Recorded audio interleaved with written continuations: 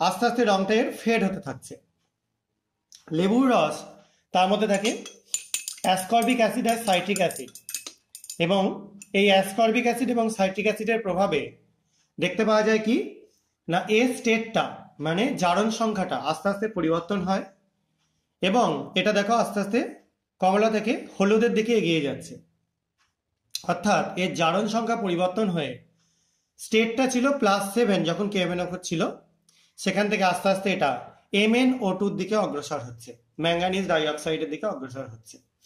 কিন্তু দেখো এটাই আমরা HCl দেওয়াতে এদের কিন্তু কোনো পরিবর্তন ঘটলো না, অর্থাৎ এর জারণ স্তরের পরিবর্তন আমরা কোনো রকম দেখতে পেলাম না এখনো পর্যন্ত।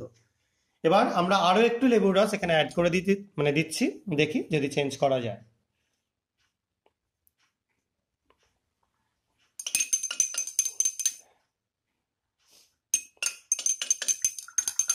দেখো রংটা ফেড হয়ে যাচ্ছে, সাদাটে হয়ে যাচ্ছে, অর্থাৎ এখানেও কিন্তু রিয়াকশন হচ্ছে।